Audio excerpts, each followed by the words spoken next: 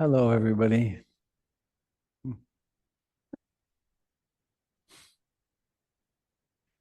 I'm missing my opportunity. I've been giving myself the liberty of coming around and greeting each person individually, but I'm not going to get to do that today because of our tech adventures. So, hi. Who's here for the first time? 1, 2, 3. It's okay to fess up. We're not going to capture you or anything. So, to those of you that are here for the first time, I have something I always like to say, which is, I hope it turns out to have been really worthwhile getting up this morning and coming. In fact, my real hope is that this will fit you very well and it will transform your life. And other than that, if this isn't the right place, keep looking, because there is a right place that will fit what you need. And this is a really important thing that you're doing, trying to find a spiritual home. All right. Noel, would you like to come and do the greeting? Noel is our I was going to say esteemed and profoundly overqualified, but that's not true. You can't be overqualified for leading a children's program. But Noel is a very important part of our community. There you go. You're on. I do not. Oh, wait a minute. I might. How about that? Good morning, everyone. My name is Noelle Whitliff. I use she, her pronouns, and I am the children's mindfulness teacher here at PIMC. And on behalf of the Diversity, Equity, and Inclusion Committee, I would like to welcome all of you here to the center this morning. We welcome everyone. We study together and practice for the benefit of all beings in this living earth. We recognize the suffering caused by biases, prejudices, systems of power, privilege, and oppression based on race, sex, class, age, ethnicity, religion, national origin, ability, sexual orientation, and gender identity or expression.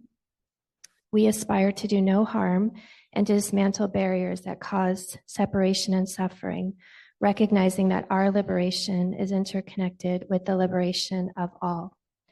Portland Insight Meditation Center recognizes and honors the indigenous peoples of this region on whose ancestral lands the center now stands. These include the Clackamas, Multnomah, Chinook, and many other tribes of the Confederated Tribes of Grand Ronde, the Confederated Tribe of the Silex. These and many other Native communities made their homes at the confluence of the Willamette and Columbia rivers for over 11,000 years. We want to recognize that Portland today is a community of many diverse Native peoples who continue to live and work here. We respectfully acknowledge and honor all Indigenous communities, past, present, and future, and are grateful for their ongoing and vibrant presence. Thank you. Thank you, my dear. Good.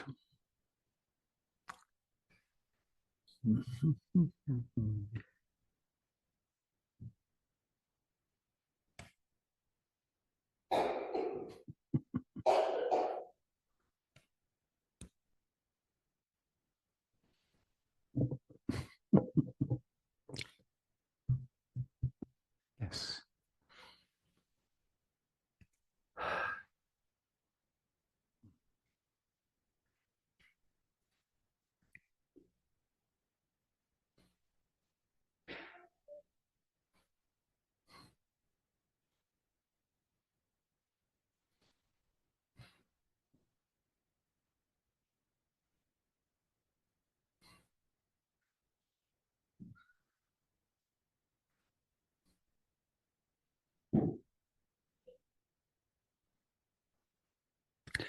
Well, I've had a very interesting week. I don't think this is actually maybe necessary to be said, but I will rest more easily. I've been doing a chemotherapy journey on my nose for the last week and a half because of sun damage. If you're young or even old, use your sunscreen. And my dermatologist said, well, it's time, you need to do this. And it's been really hell. It's when you kill all the cancer cells, you create a raw surface for everything to itch, burn, stab in the night, and so on. So it's receding now, but you may notice me doing things like this when I get little jabs of pain from somewhere around. It's so close to, pain in the hand is like it's way over there, but this is like right here up home. So it's not so red today. It's coming down. Wild though, boy. Good investment, they say. Better not to get a serious cancer on one's nose. So welcome. I have been neglecting my guitar for some months. My fingers are so soft, but I decided that I gotta bring it back to life. So it will be. I've never been a great guitarist, and it may be even wilder this morning, but it doesn't matter.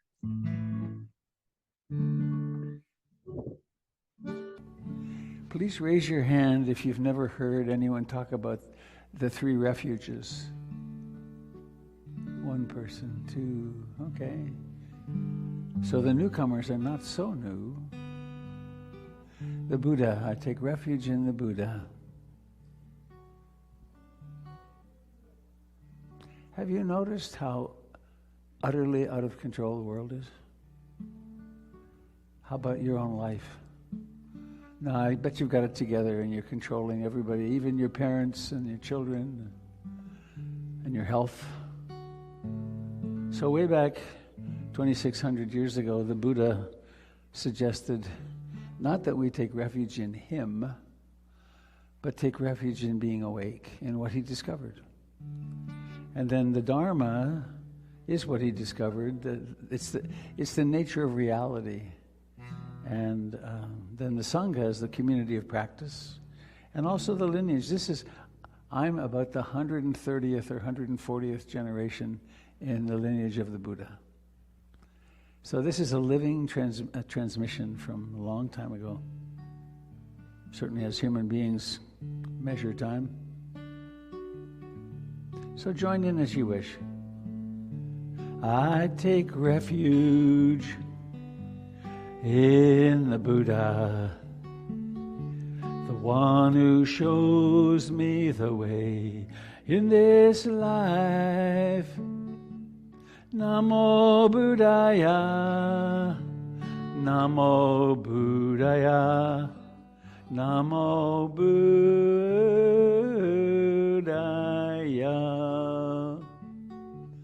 I take refuge in the Dharma, the way of understanding and love. Namo Dharmaya, Namo Dharmaya, Namo Dharmaya.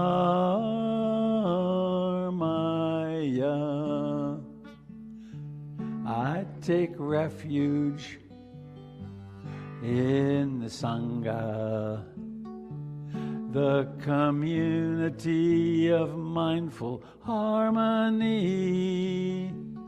Namo Sanghaya, Namo Sanghaya, Namo Sanghaya.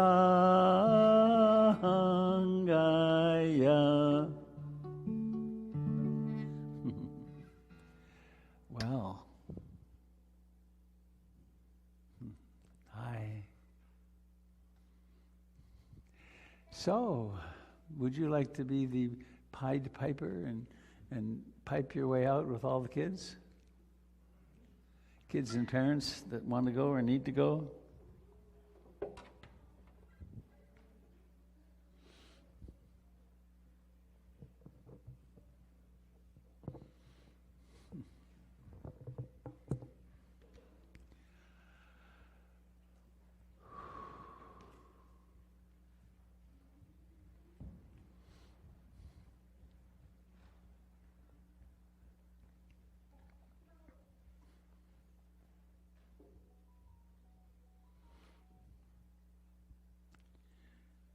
I have made a vow that I will not say to children, why, I remember when you were this big, but it always comes to mind. It's like, good God, look how big these kids are. Amazing.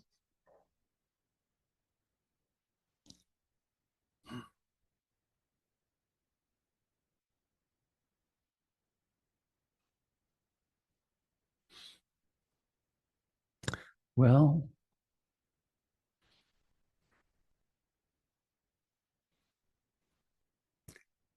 I'm going to give you the short directions first. Wake up.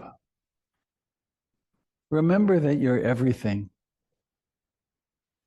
and that there's a little bitty tiny part of you that's posing as a human being with all of its challenges. Why not just remember right now? And be done with the anxiety and all the desperate things that we do. Or we could acknowledge that we've done this absurd thing and taken birth as a human being. And now, how do we find our way home? Fortunately, we had the Buddha who laid out a pretty fine map. So please be invited to become wide awake in your body, to notice how mysteriously and completely alive it is.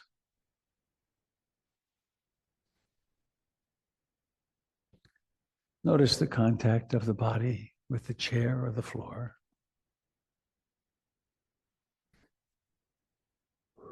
Notice the aliveness in your hands.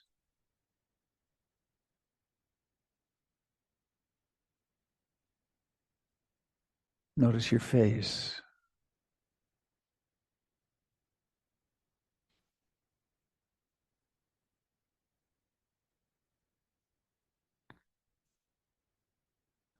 Notice the contact of your clothing with your body.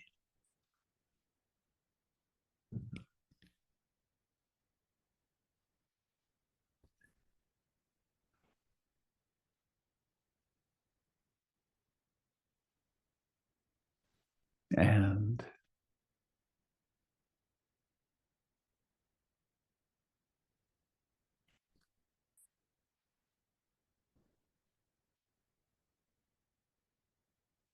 there was a certain moment, really not very long ago,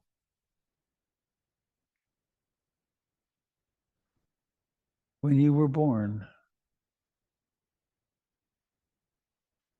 Everything had gone quite remarkably well. And then, one way or another, you were born, and your mother could no longer breathe for you. And carbon dioxide built up in your blood. And you took that first gasping breath. And then you cried, which is really necessary for the lungs to get stretched out. And everyone in the room breathed a huge sigh of relief. Look, this baby is breathing. And look, there are the right number of toes and fingers, and the eyes are open.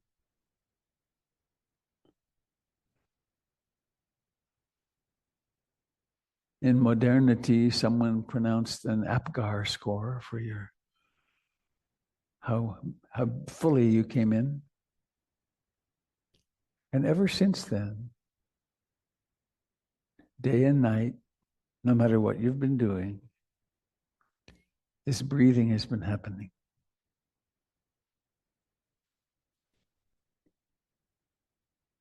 And the breathing has many different characteristics. But one of them that's of huge importance is that It happens in only one moment. And that is the moment we call now.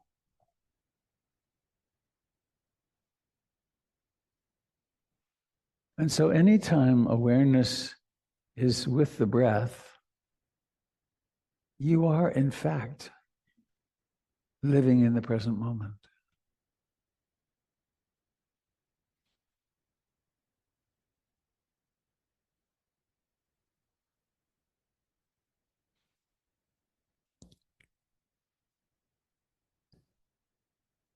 And so we can form an intention, a plan, sort of, to be here with the breath.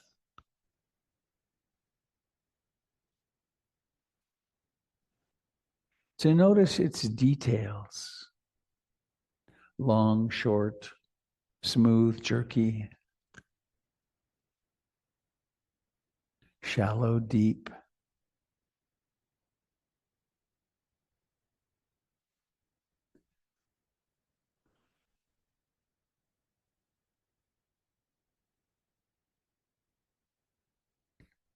And you'll most likely also notice awakening from a variety of kind of trance or dream states from the wandering mind.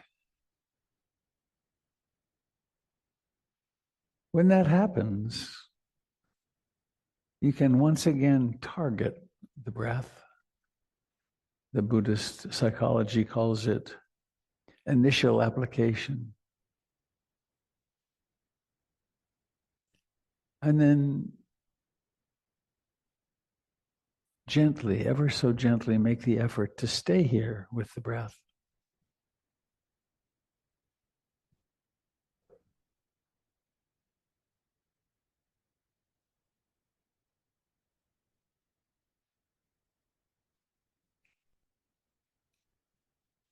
There's a tendency in most humans to make a battle out of this, to take as an ambition to stop the mind from wandering. This is a fool's errand. It doesn't matter if the mind wanders. Every single wandering mind self-extinguishes. It comes into being and then vanishes.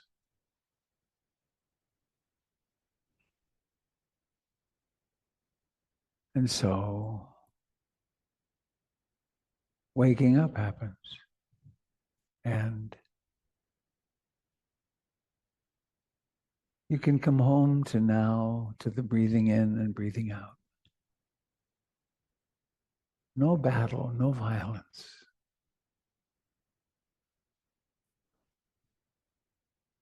No straining.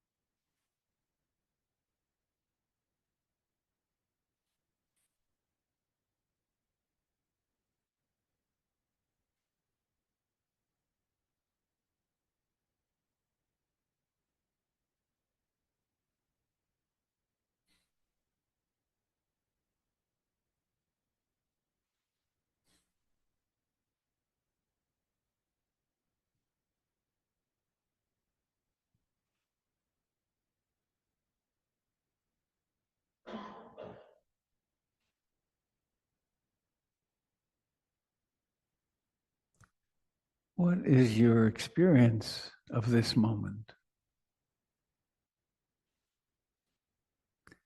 It could be that the mind is profoundly quiet.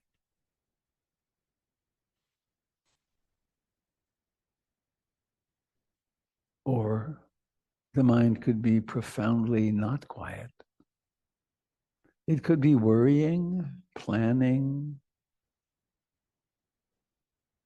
rehearsing a conversation. It could be involved in self-criticism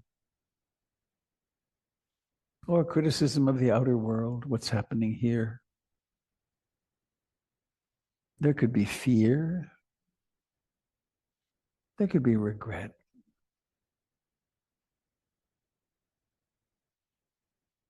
All the things that human minds do.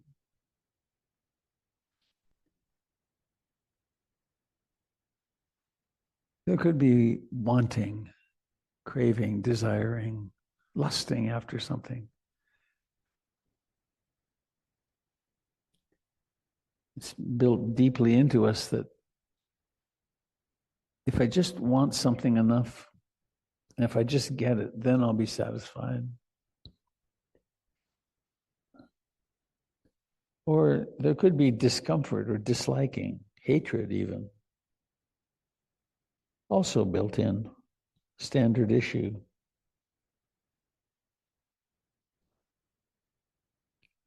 But both desire and aversion can become objects of observation. In which case, who is it that's desiring? Who is it that's rejecting?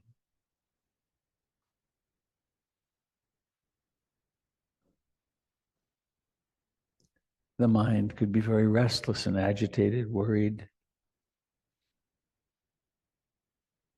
Who's worried? Where does that worrying take place? And don't go looking for a philosophical answer. Look inside.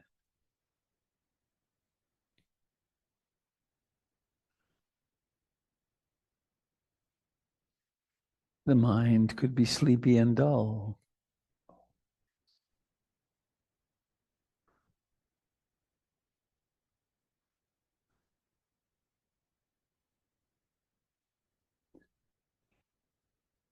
There could be doubt. What am I doing here? Big deal, paying attention to my breath.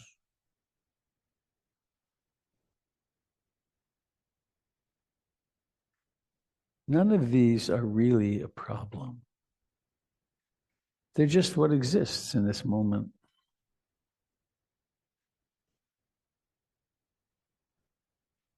And the remedy, the recommended treatment, is to be aware of them and then come home to breathing.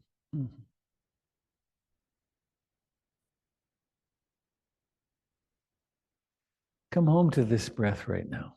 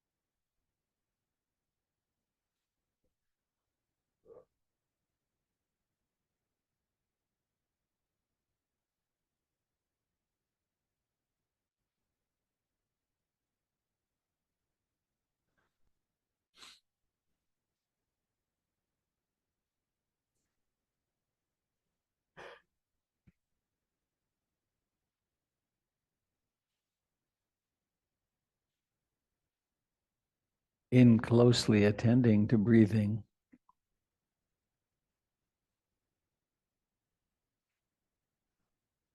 we can observe each breath's characteristic of beginning,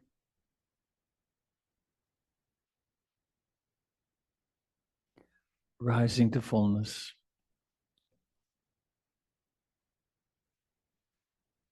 declining and vanishing, beginnings and endings.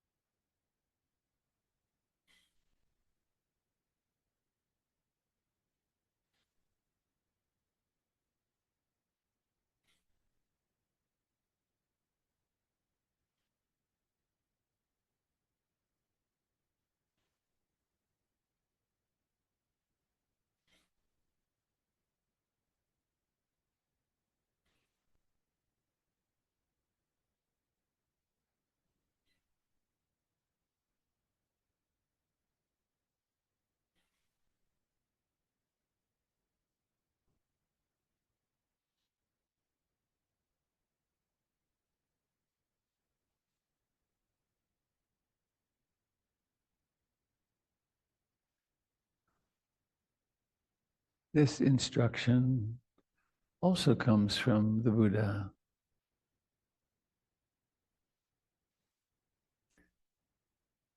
One may breathe in and breathe out, aware of the whole body.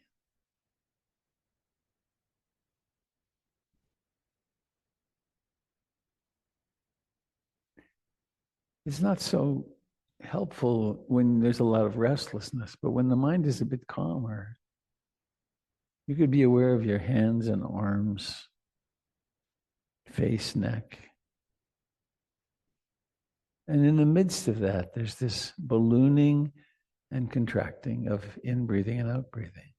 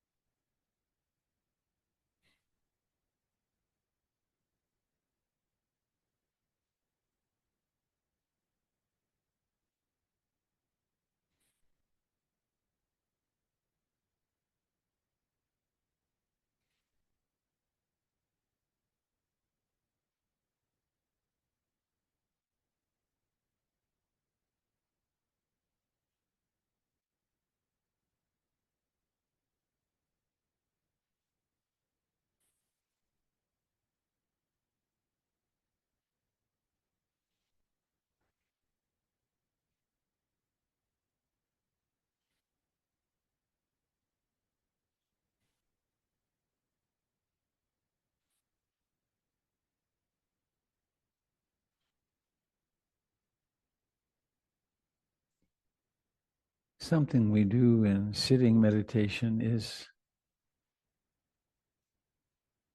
sit still.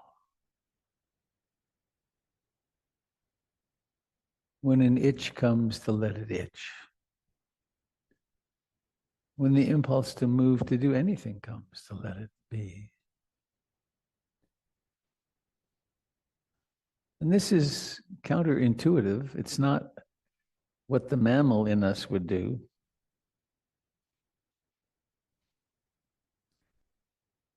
It's the part of us that is seeking to awaken,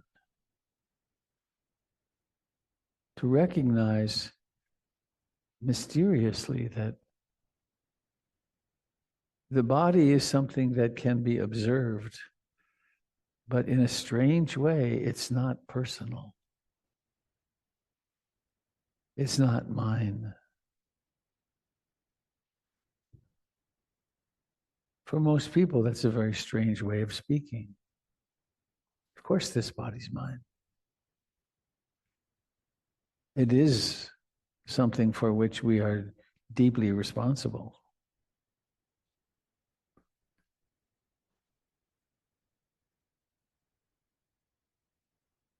But just as we become capable of observing the mind and moods and emotions, which sets us free, so we learn over time to park the body and bear with whatever comes.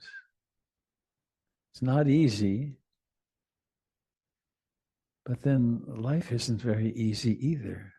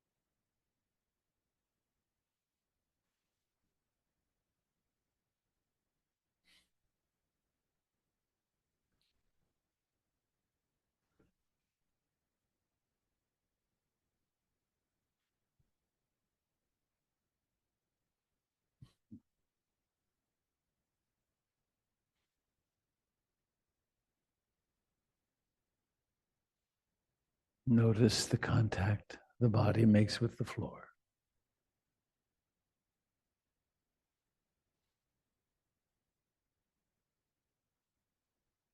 Notice the sounds that are around.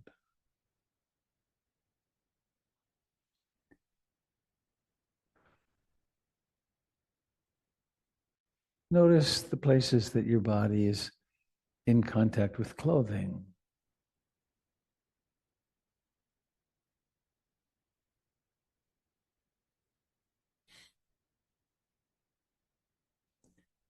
Notice the life in what you think of as your hands.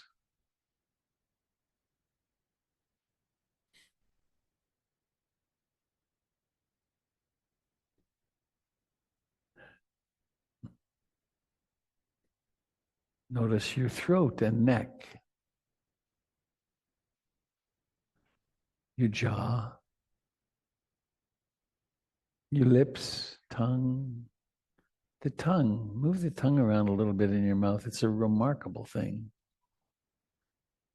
It so rarely gets bitten. It lives a very dangerous life.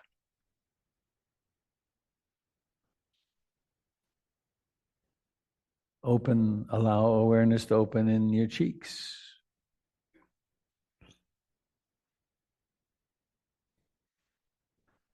In your forehead. In your eyes. And notice that you can move your eyes around inside their little defended hideouts. You can make circles clockwise or counterclockwise. You could do infinity signs.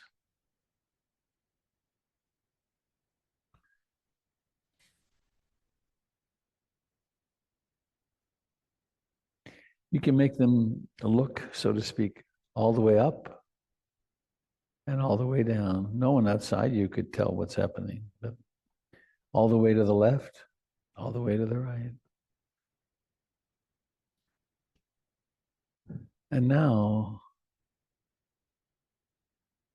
shifting awareness to mind, and notice the intention to open the eyes. And the intention isn't the action, it's a precursor, a required precursor. And now, somehow or another, let that intention to open the eyes occur.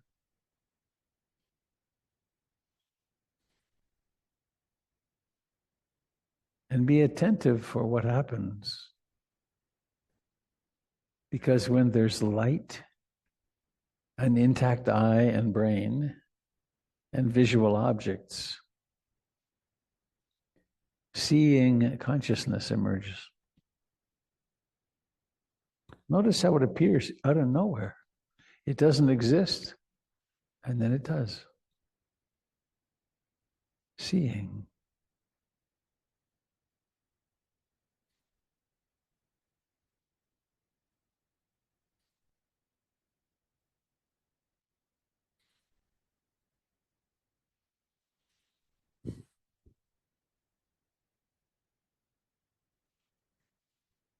Seeing.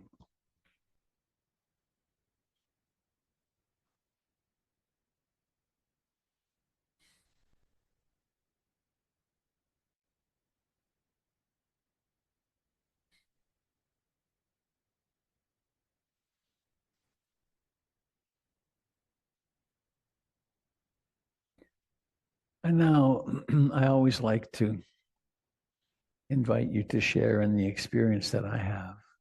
I sit here and face all of you.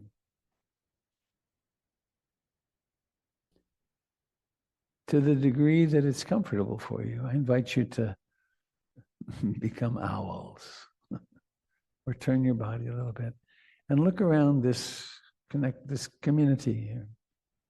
And you may discover that you make eye contact with someone. And there's nothing to say or do, or it's just to notice the mystery, really, of what happens.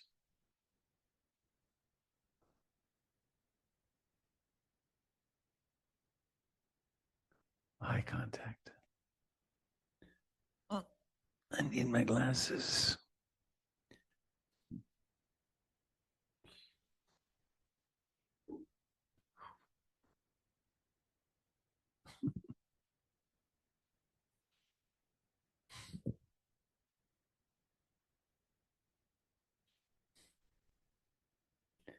This bowl here was given to me as it's how I got food for a week in Burma, Myanmar now. A long time ago, 47 years ago.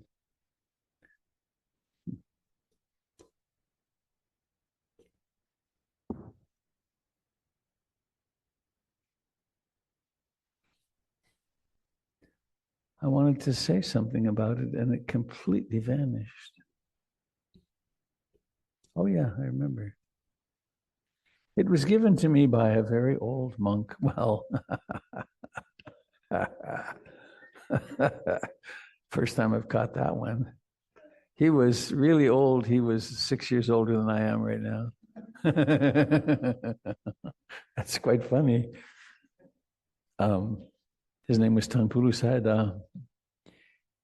He was a person who, at age 12, went into a cave in a region called Tangpulu in northern Myanmar. And he stayed there for the next 28 years. People took care of him, and no doubt he came out to go to the bathroom and so on. But he withdrew from the world for 28 years, starting at age 12. That's pretty strange, isn't it? Your kid says, "Bye, Mom and Dad, I'm going to practice meditation from now on. I'll see you perhaps before you die." Anyway, it transformed him. And he came out and he became known as Tangpulu Sayadaw. Sayadaw means honored elder teacher. When I met him, he was in Rangoon. He came to Rangoon every year for 4 months. It was part of how they supported the monastery way up in the north. And what he did, which blew me away, was every morning he would be up with the monks 4:30 or 5, and the chanting would happen. And then he would around 6:30 or 7, he had a place that he sat. And the townspeople of Rangoon came to meet with him in 2s and 1s and small groups. And he met with them until around 11:15 when his lunch break occurred. And then again around 1 o'clock, he started meeting with people, and he met with them till 9 o'clock at night. He did that 7 days a week. Something had changed in him. He wasn't planning his next vacation, or he'd become just compassion and service. And I'd been meditating for about 10 years at that point. Mindfulness of breathing and secondary objects and four foundations of mindfulness. But he gave me a very, very different practice. The first day, he said through the translator, which incidentally is a royal pain. Going to Asia to practice is really hard. You can go to Thailand, there's English instruction, but anyway, to go through a translator, you ask a question of the translator that takes you 30 seconds, and then the translator talks for 2 or 3 or 5 minutes, and then the teacher talks for a bit, and then the translator talks for 15 minutes. You have no idea if the answer is to your question or not. But anyway, through the translator, he said, today, all day, be aware of seeing. We could do it right now, just be aware of seeing. Every minute, all day. When your mind wanders, come back to seeing. Day 2, be aware of hearing, as you can right now. Hearing.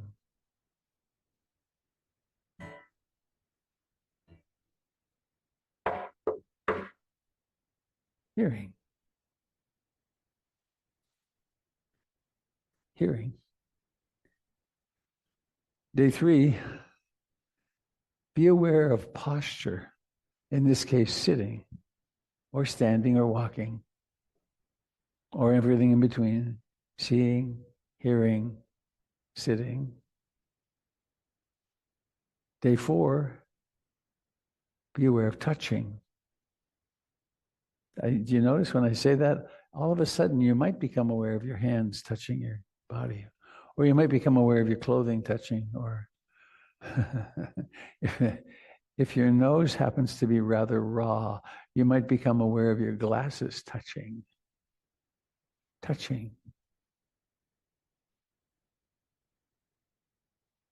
So that's seeing, hearing, posture, touching. Day 5, the last day of my retreat. Seeing, hearing, sitting,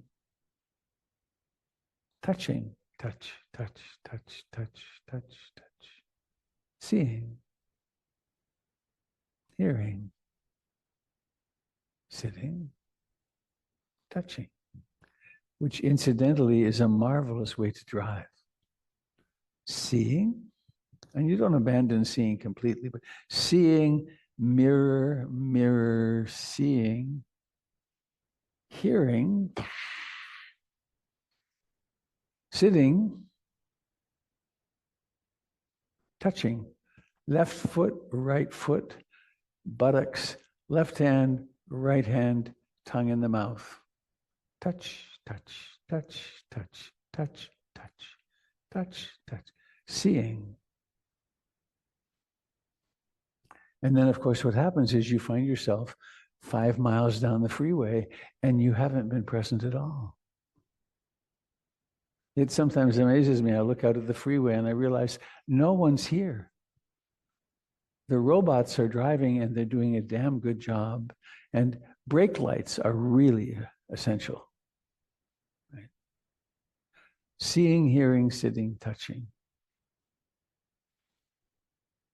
So I'm saying that as a kind of a precursor to one of the things I want to speak about today, which is the continuity of practice.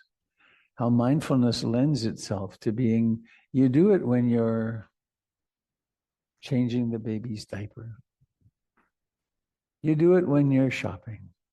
You can be mindful when you're parking the car. You can be mindful taking a shower. You can be mindful brushing your teeth. You can be mindful.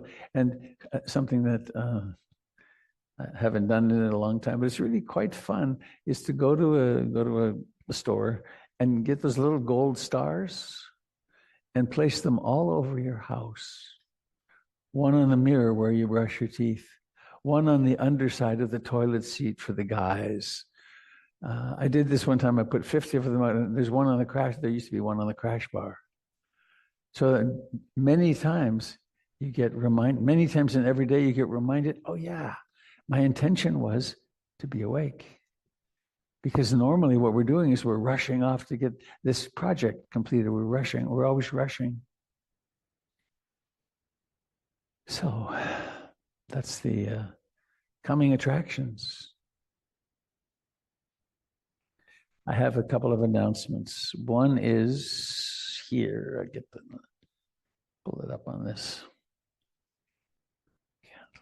Candle Summers, who teaches the first and third Sundays at 6:30 on Zoom. You can find the info on the website. On not this Sunday, not today, but next week,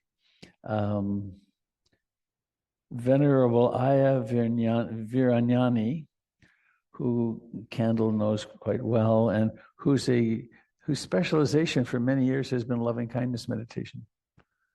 So some people I talked to some people who saw her recently with Candle, and it's really worth your while to make that happen.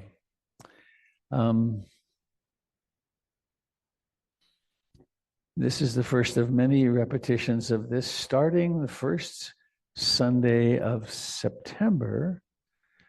I will be doing a 1-hour introduction to insight meditation and to PIMC.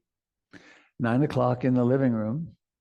And then the next generation teachers will be taking that over very soon. So if you know someone who wants to come, or if you've never really had an introduction, that'd be a great thing to do. What was the other thing?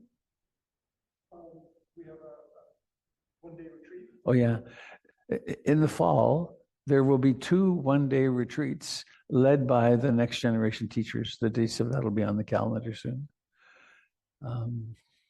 Oh, yeah. And I had the Donna bowl in my hand.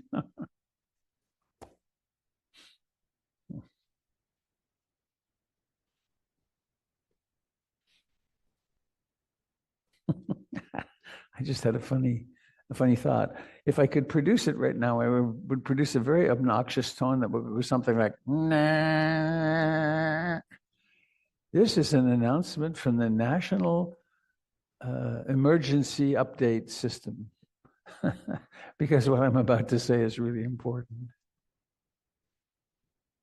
This quite beaten up old bowl is a symbol. It's a transformer in a way for how PIMC survives. Of course, it survives through your practice and participation primarily, through your volunteering, but also from your financial support. I used to have difficulty doing this talk because somehow or another I was in the I was embarrassed to talk about money. Money is nothing but energy. You work and you work hard, no doubt, and you get some money. And then I got to take these off. Ugh. And then you spend it. And a lot of it, you don't have any choice how you spend it. The gas company says, here, pay, or you won't have any gas.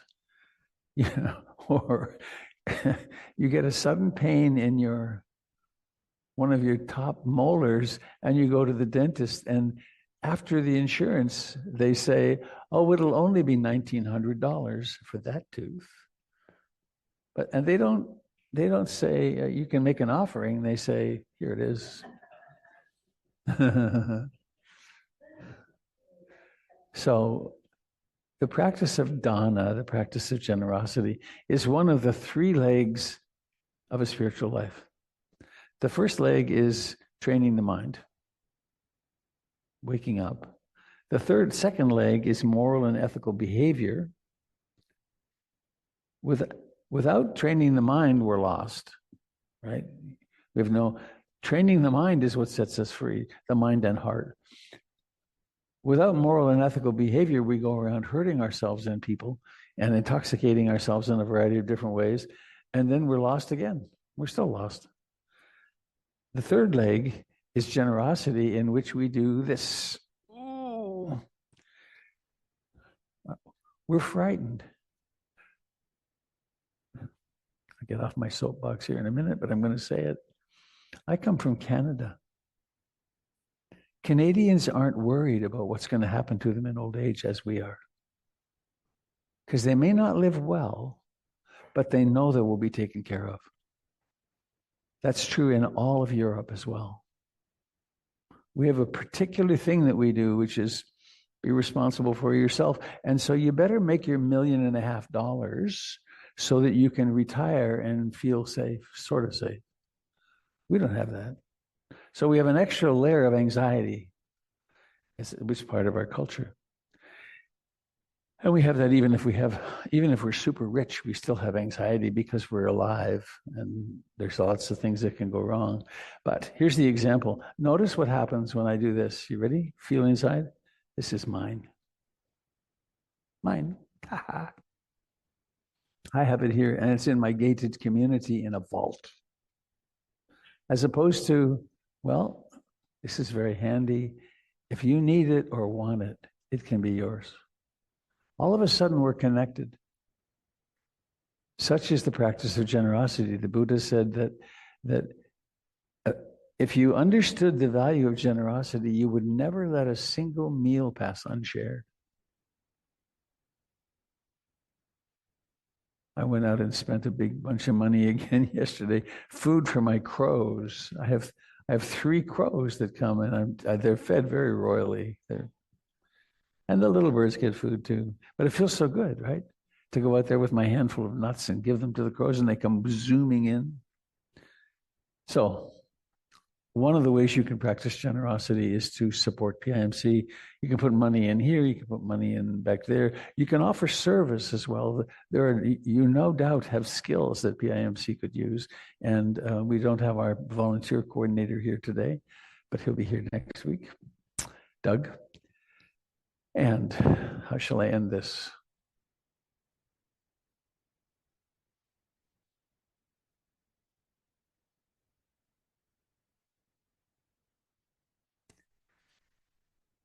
There was a person who walked this earth, whose name was Marshall Rosenberg. He was a giant. How many of you know of Marshall Rosenberg? He was a giant of a human being. He created a methodology of communication called nonviolent communication.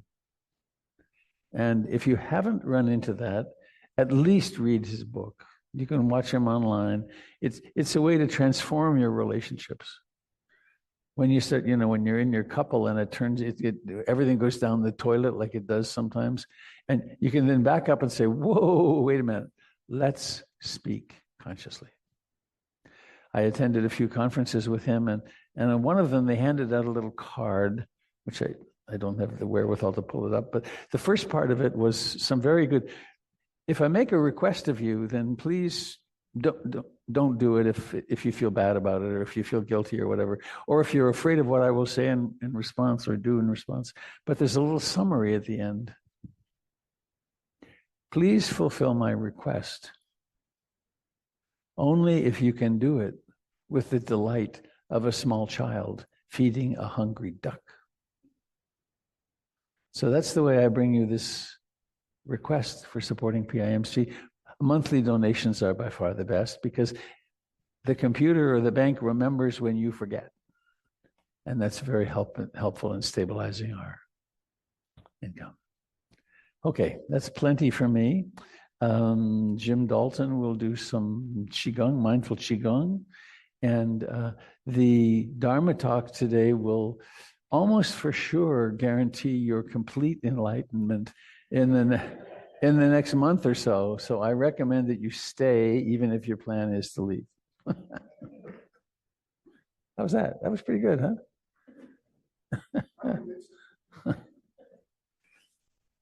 Of course, you have to listen carefully.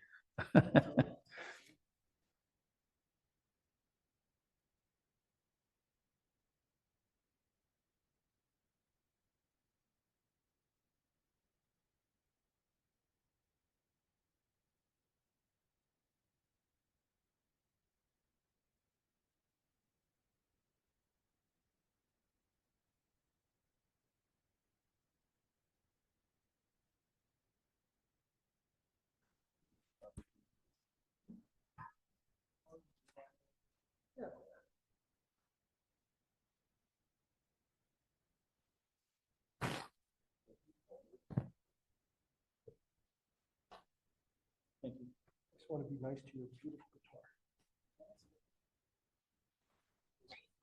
All right, I gotta find my spot so that all the connections work between me and Zoom. Connection with all of you. After sitting for 30, 40 minutes, the body wants to move, wants to find some relief from stagnation in the joints. Some of you may not be dealing with that so continuously as others. But my joints are continuously reminding me. Be aware continuously. So when you reach and lift and carry and release all day long, we're picking things up, moving them around in space, releasing them. Can we be continuously aware of the beginnings, the journey, and the endings? Beginning, continuously aware of the journey in each microsecond. Release. We might go up and down. Can we be aware of the beginning of the descent? The beginning of the in-breath. The beginning of the release.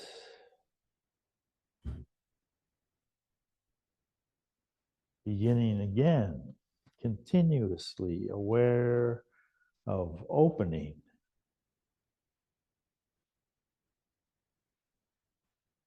Coming back to our home base to release down.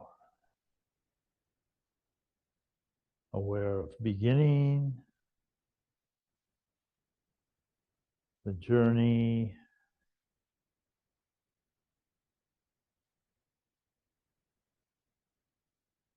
and the release. Ending here. Little gap, beginning here. extending, extending, extending, painting a rainbow, following the journey across the blue dome.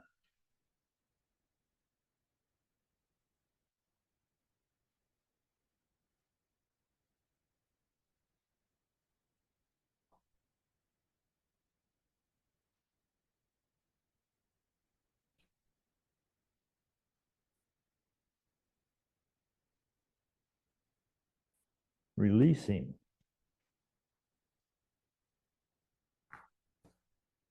Beginning with crossed hands.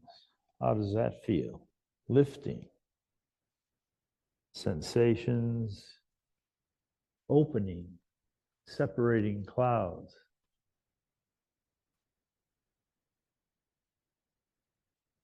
A label comes in. You hear a sound. Lifting.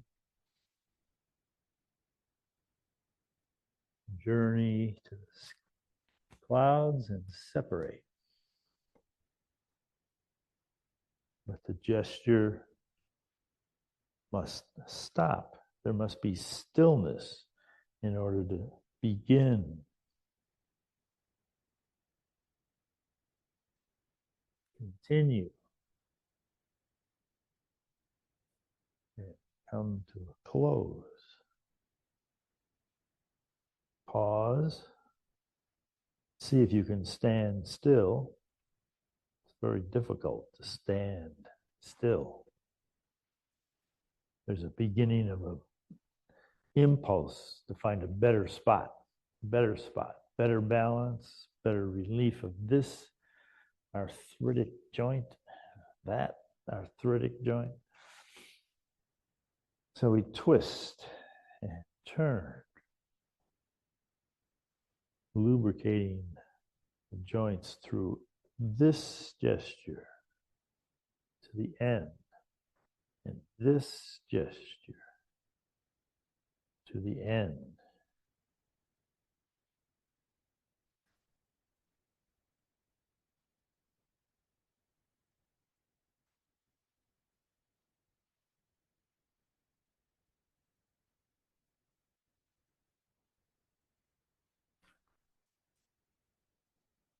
Lifting backwards and then releasing down. Beginning again, going backwards. Coming down the front. It's contagious, isn't it?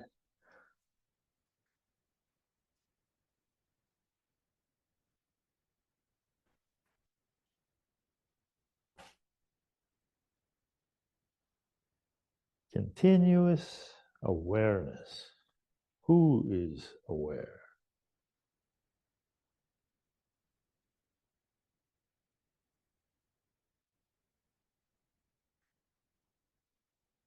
When heel releases contact so the other foot can engage.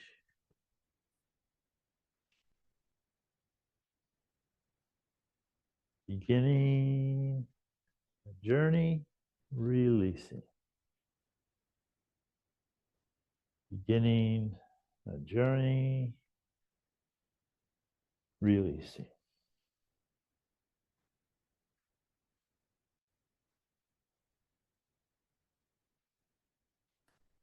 Turning, beginning the turn, lifting, releasing. Aware of the beginning, journey, releasing.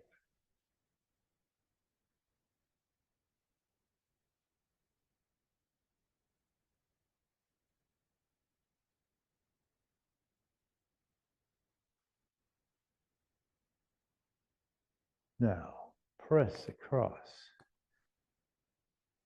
We don't lift the heel, but we notice sensations getting more engaged on one side, releasing. More engaged on the other side.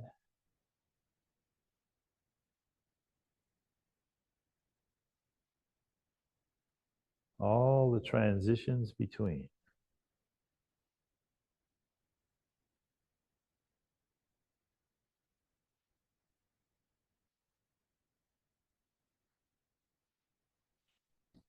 Turning one palm in, one palm towards the earth. The cloud moves across the sky while the shadow moves across the earth. Switch. Moving across, journeying through this gesture, and then releasing, but at the same time starting. It's a dance of life. We're not limited to a linear set of instructions. The gesture takes over and the words don't work very well.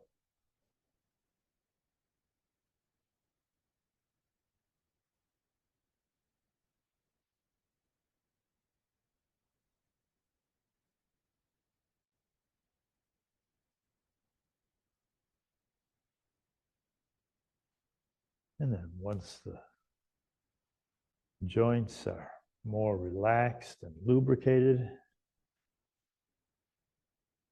we can change the dance, beginning to stretch, beginning to lift, beginning to sit on an invisible stool, splashing in the sea, sitting.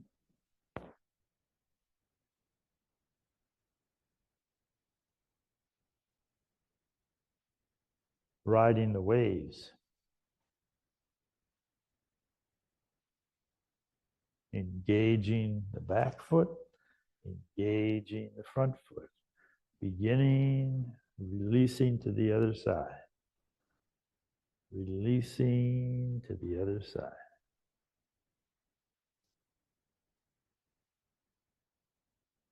The pigeon opens its wings, palms up, palms down,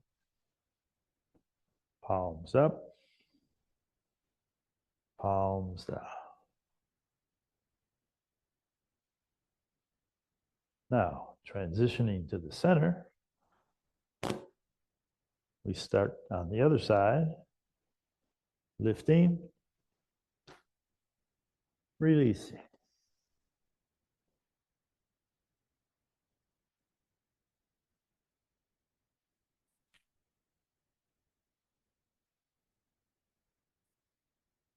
Riding the waves.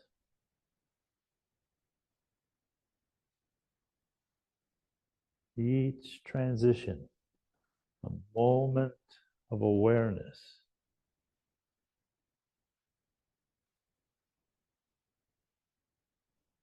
Pigeon opens its wings.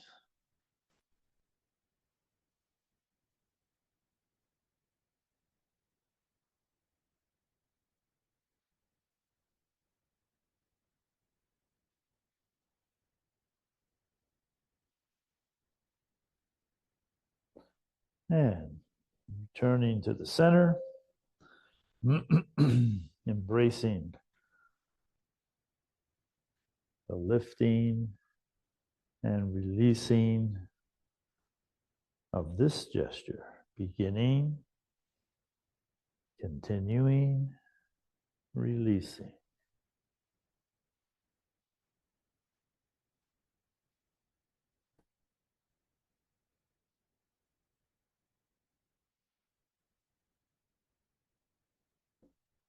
And then, to the best of our ability, standing still.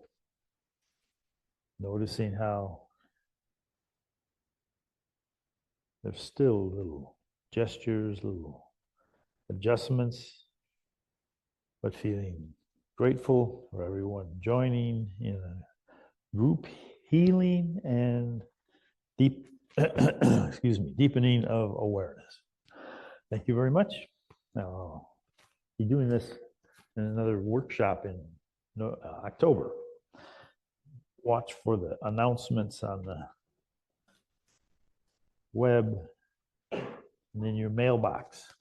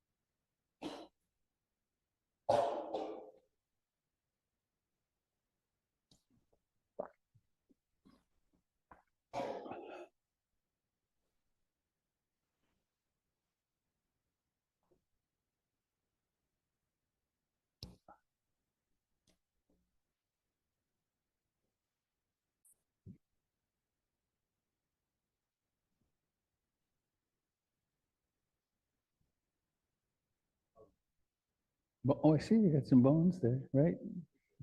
Oh, great, thank you.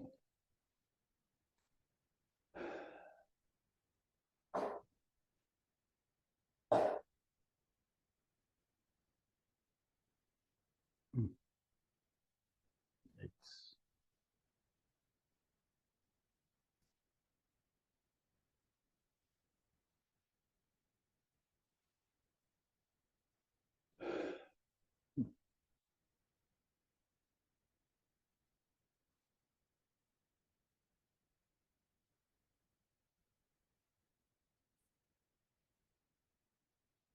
Thank you, Paul, for doing that. Thank you all for being here.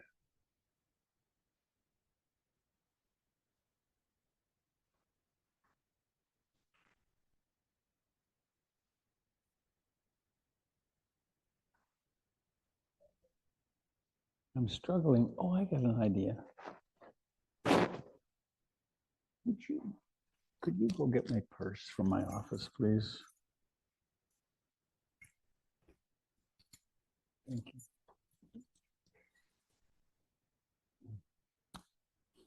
I'm under attack from my face right now, and I will put something on it that will calm it down enough that it's like the distraction is I want to be out there, and it's pulling in. So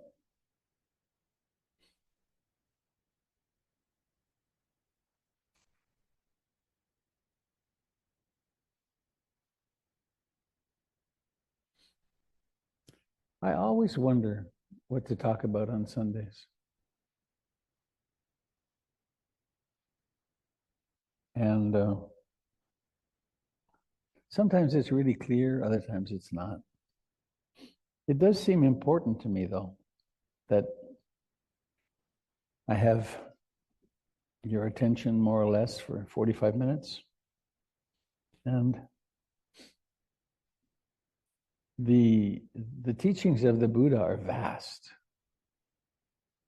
And some of them are kind of arcane and distant, but some of them are really juicy and up close. And let me just do this first. Thank you, Paul. I'd like to just ignore it, but it's not working. Just drop them. Thanks. All right.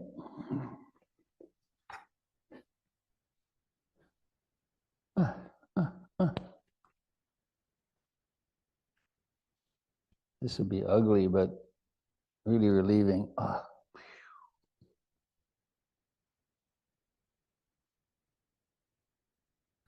Who would have thought that Vaseline with vitamins A and D would be such a good thing? There.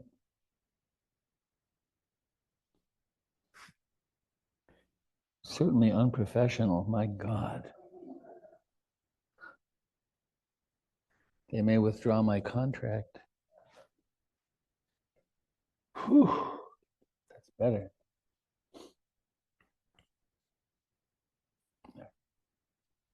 I think I can even put on my glasses. Yeah, oh, much better.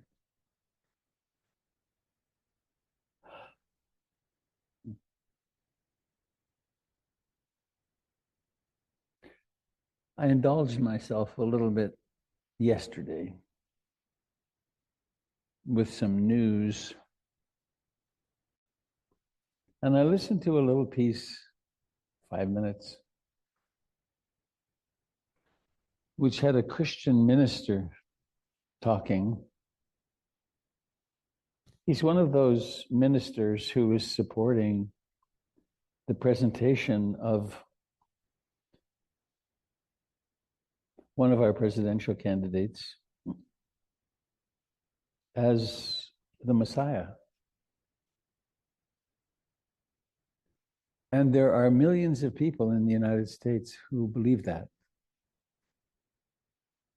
And there's a conflation between being able to be saved from suffering, ultimate saved from suffering, and saved from everyday suffering that comes from politics.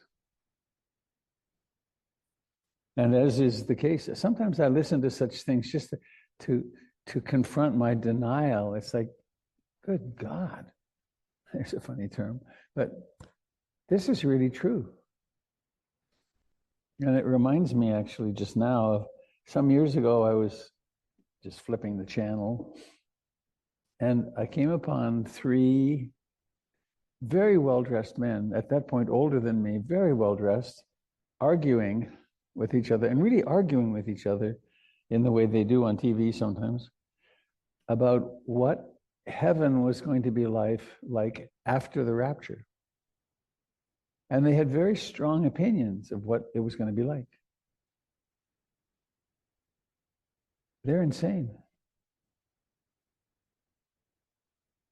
They are in complete, I used to be a social worker, and I had a copy of the Diagnostic and Statistical Manual of Mental Disorders, of course, the Bible of psychiatry, and which thousands of people have spent decades writing. So it's an amazing document. It's very helpful at times. But there's a section at the back which is definitions. And there's a definition of delusions. And delusions are beliefs that are very, very deeply held, despite overwhelming evidence to the contrary. So there's delusions of reference, everything's about me. There's paranoid delusions. There's several kinds of delusions. But there's a little caveat at the end of the definition, which says, it is not a delusion if it is a tenet of a recognized religion. Which was which was a bow to the religious world by the psychiatry world.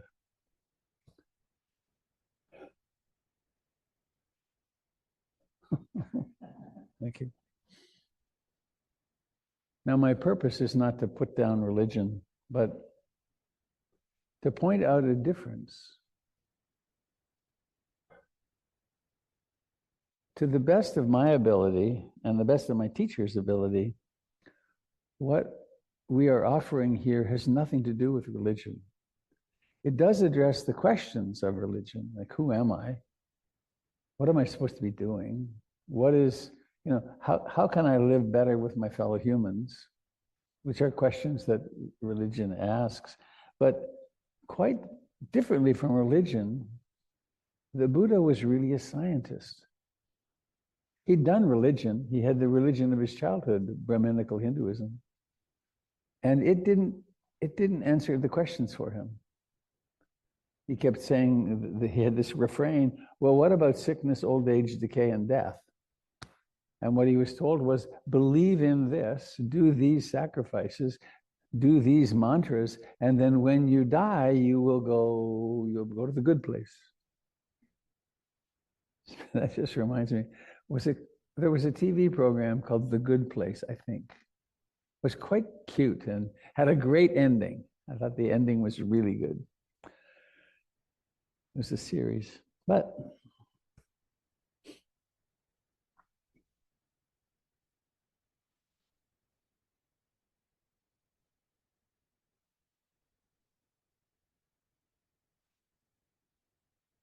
so he kept having this, he kept having disappointing experiences. In the mythology, Siddhartha, the Buddha to be, was out riding in his chariot, and the Hindu gods, much like the Greek gods in some of our Western movies, they looked down and they said, wait, we want this guy to wake up because we need the teachings. And so they sent some heavenly messengers in the form of a sick person. They're riding through town, and Siddhartha has been protected from all kinds of difficulties by his father, the king. And remember, this is mythology. It's not a story about everyday reality. It's a story about what happens deep in us.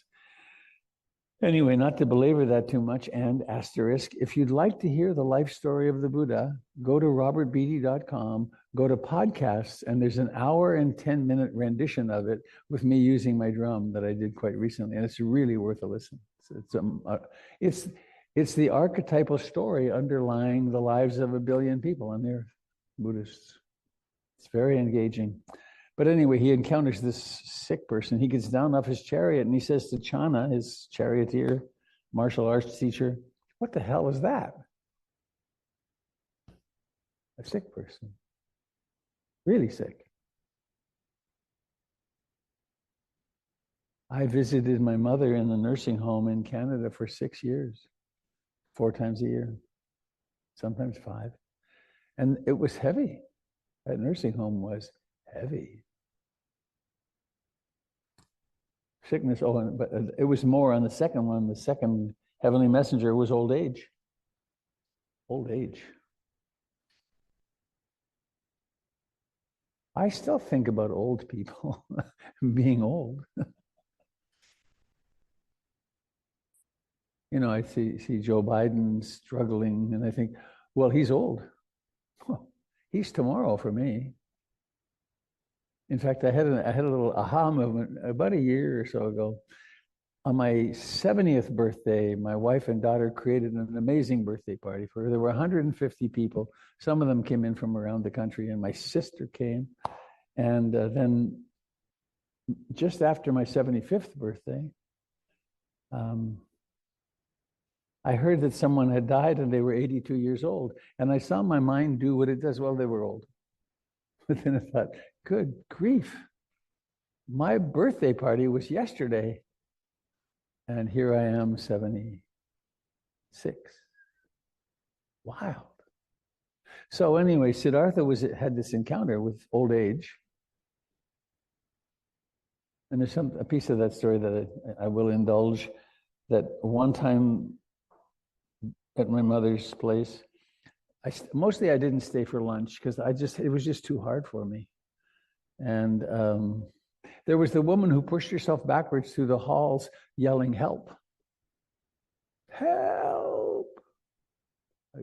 I dealt with overtime, but anyway, they asked me if I would feed someone, and there was this old woman, mostly bones, and she would open her mouth and take the food off the spoon that I was giving her and then swallow. And one of the nurses came along and said, "Do you have any idea who you're feeding?" And I said, "How would I, you know?" And she said, "This was so-and-so. She was Canada's prima ballerina between the 2 world wars. She danced in every great hall on the planet." Whoa.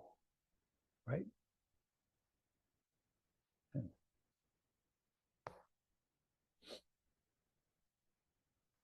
Just now I had a flash of my daughter and my granddaughter.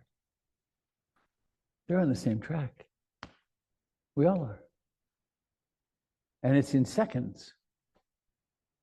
And then they came across another heavenly messenger that was a corpse. And have you been around a human corpse? I have. I've been with a few people when they died. I've been around lots of pets. I've buried lots of pets. It's pretty powerful. Please read there's a placard in the living room about my relationship with Ron Nato. Ron Nato of the Nato family and Nato Parkway. He asked 2 of the cancer docs up on the hill who he should see in order to die consciously. He had a diagnosis of pancreatic cancer, and they both pointed at me, and he came to meet me, and we met weekly for over a year. And he lit up. He took the Dharma and ran with it.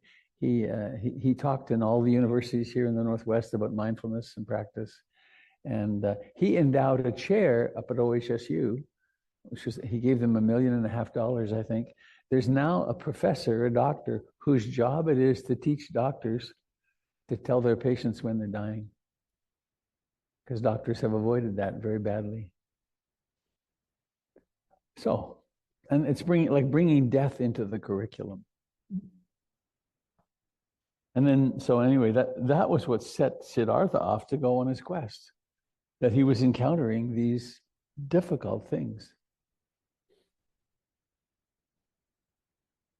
Now,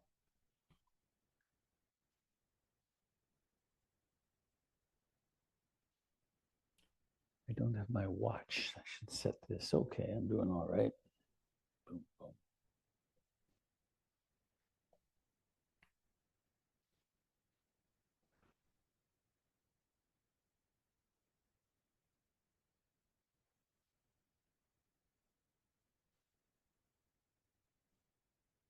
What I'm about to say is a very short version of that art piece back there, which is the Buddha's first teaching. It's called the Dhammacakkappavattana Sutta, which means the putting in motion the wheel of the Dharma. This was the first thing the Buddha taught. And I come back to it again and again because I think about it a lot.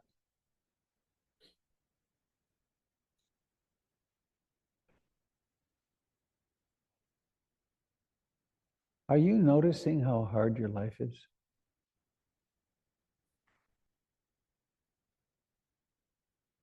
It's not because you're doing something wrong, or maybe that's not quite true. You need to floss and brush, and there's things that we need to do. But no matter what you do, a human life is always really difficult.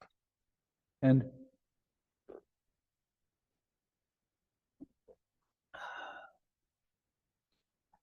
there are many lives right now that are beyond difficult. There are people in the hospitals here in Portland whose lives are beyond difficult. And to speak the unspeakable, Gaza is happening.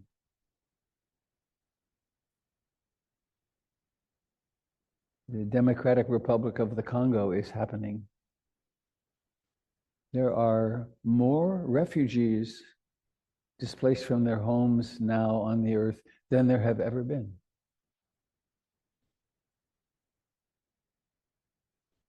You probably know people.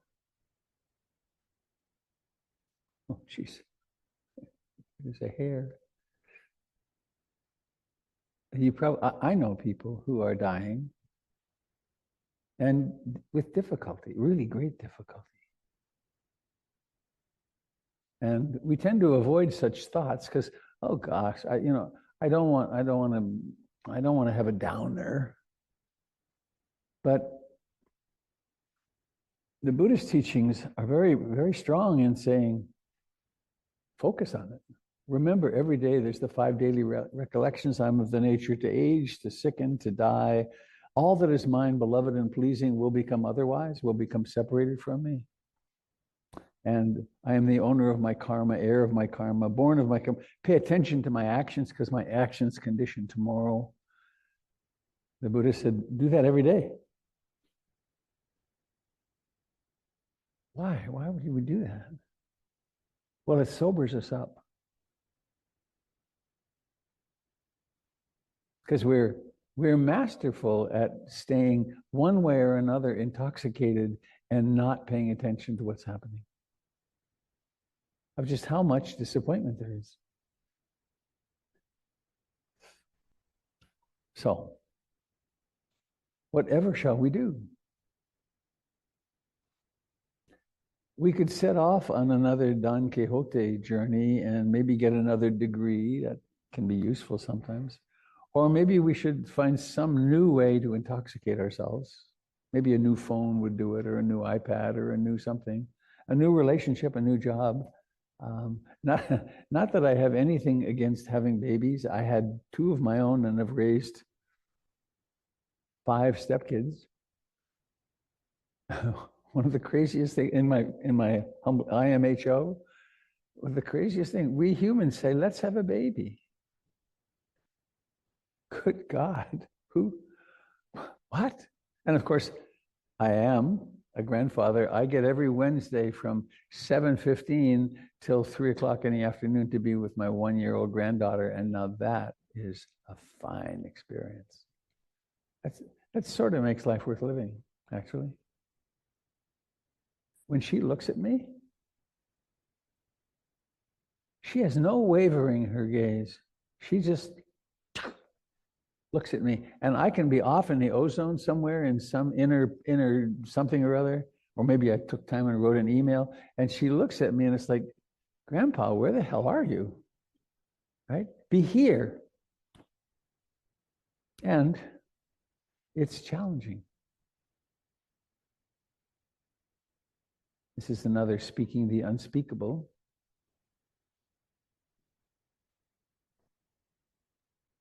My granddaughter's 1 year old.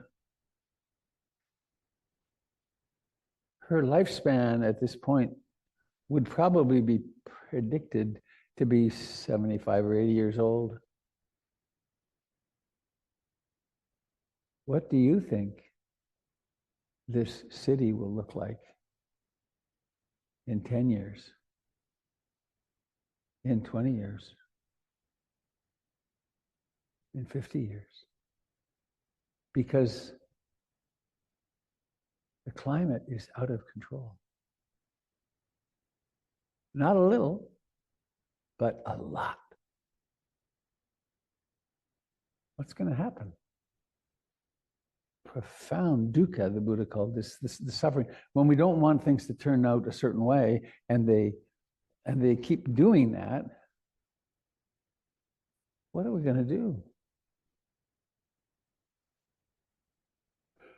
I learned recently that the mega billionaires are building hideouts.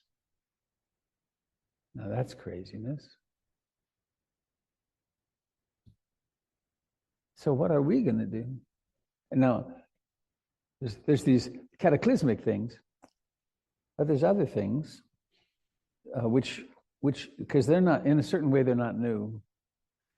Way back in the time of the Buddha, a shopkeeper or some profession came to the Buddha and said, I'm worried about the stock market. I'm worried about how I'm going to continue my business.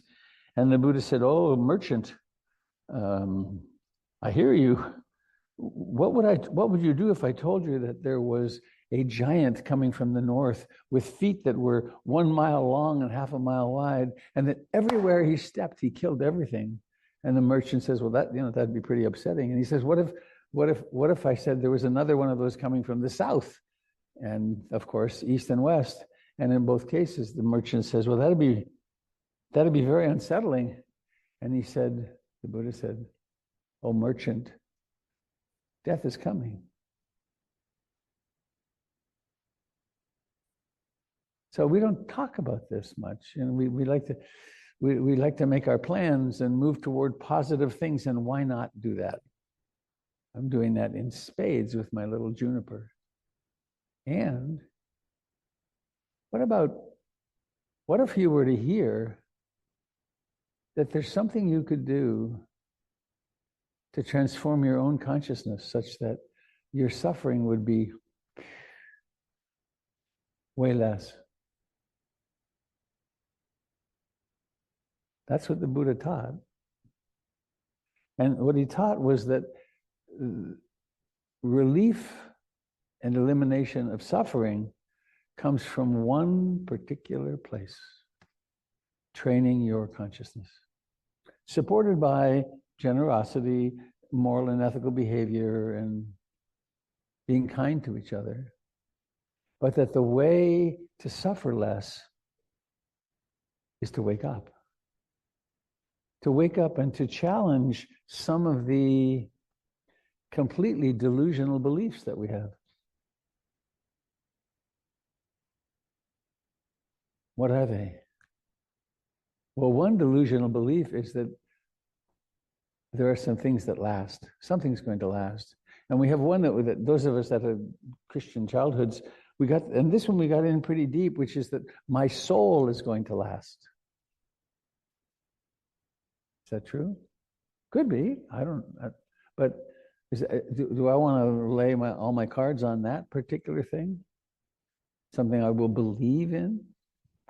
Incidentally, asterisk aside, whenever you meet someone who's trying to convince you of their beliefs, it's because they don't really know it. And the spiritual traditions that are busy sending their missionaries and so on, it's because they're not sure. But as long as I can convert somebody else, then I can feel better about myself, because I can feel maybe So,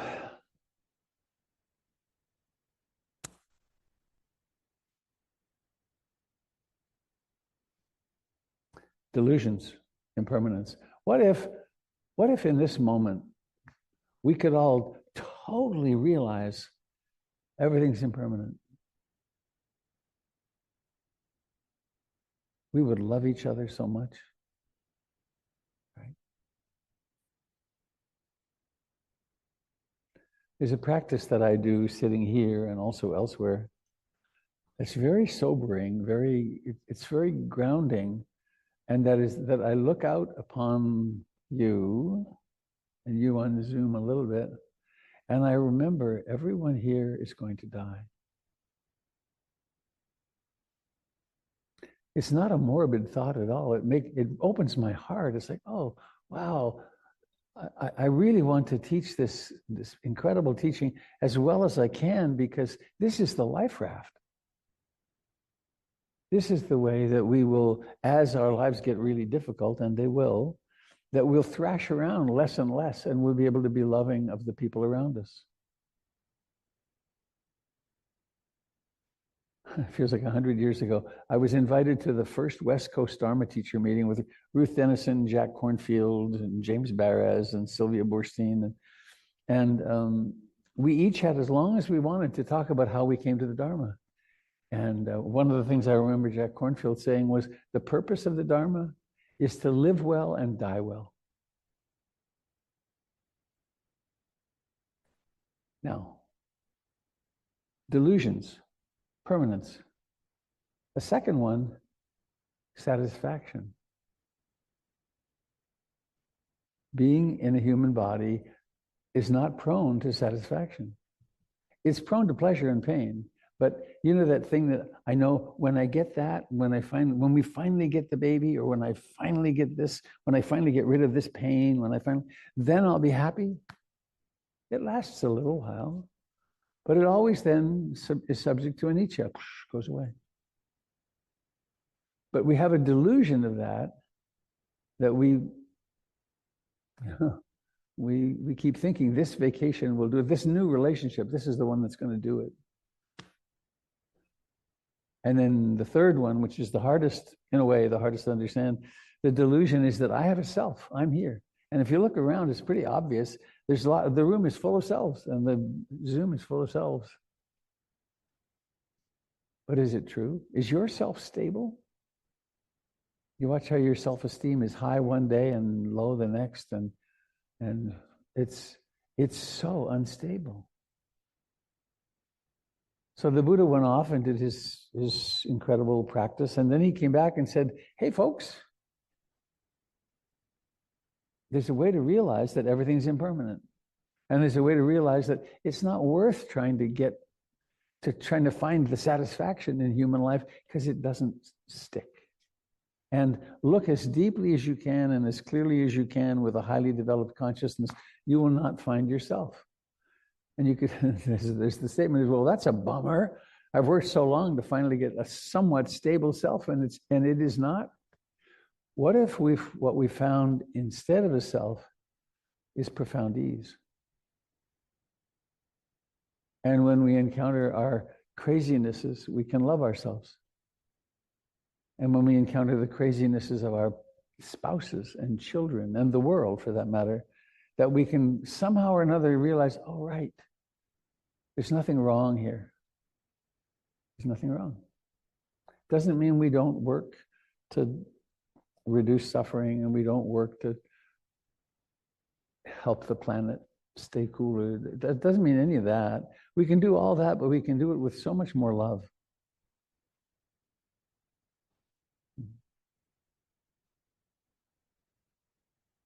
Now, I brought the skeleton up here as my sidekick, but I have another something that I want to say, because otherwise I'll miss the opportunity. How many of you know the 5 hindrances and could say them by yourself? All right, well, take care of that, would you please?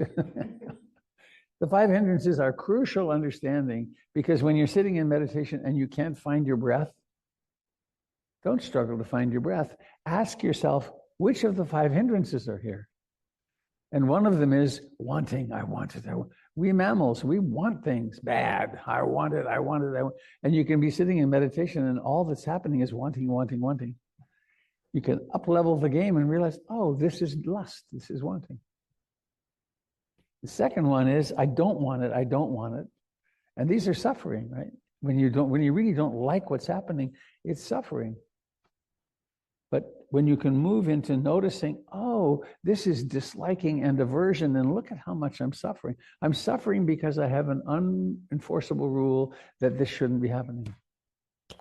The third one, restlessness, agitation, and worry. You know that one.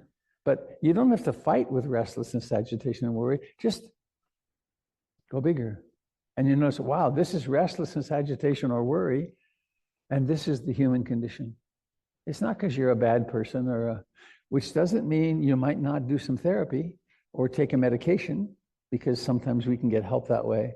But it's not going to take it all away, because human life is prone to restlessness, agitation, and worry.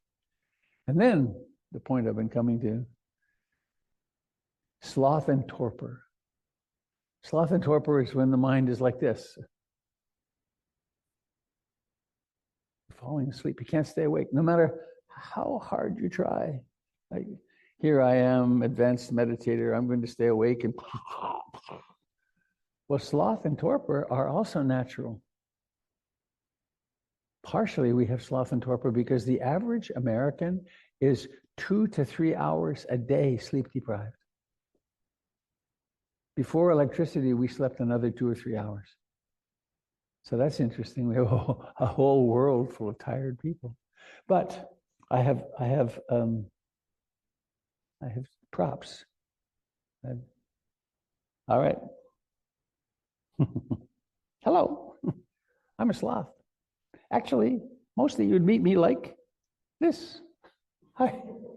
Because I eat leaves that have such low nutritional value. About as much energy as I can get is to eat and sleep.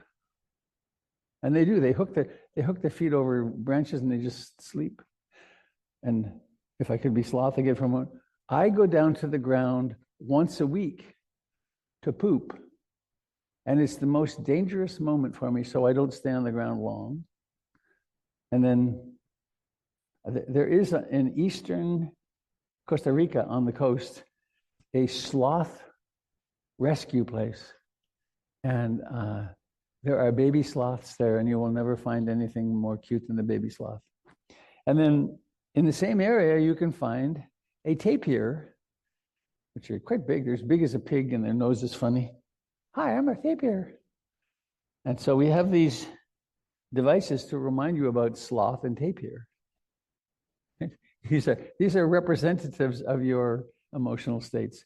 And if this were really restless, that could be restlessness and agitation. And the kids are here. I thank you for listening.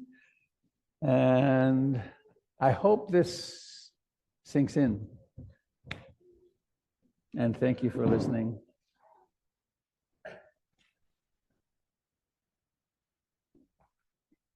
Oh, there it is.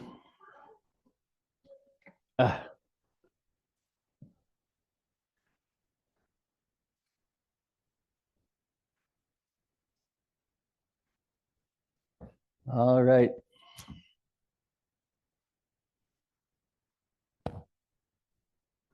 There are a lot of kids here today. Would any of you like to come and be amongst the children? Because I know with some frequency, you behave like children.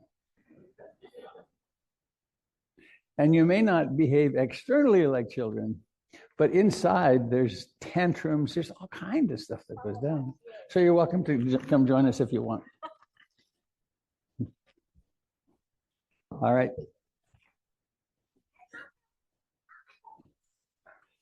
Okay. Well, did you have a good time? So we like to close with a little song, May All Beings Be Happy. You know the words. And is there someone who would like to lead us in that song? Well, you're right here. All right. Now, be sure to put it close so we can hear you. And please join in. 1, 2, 3, may. all beings be happy. May all beings be happy. May all beings be happy. Sadhu, sadhu, sadhu. Wow, that was great.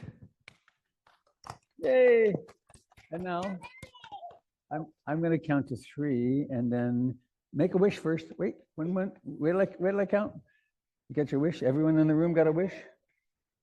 1, 2, 3, blow. Yes, we won. Yay. So thank you all for coming, and come have a cup of tea and cookies and meet one another. There's some very fine people in the next room.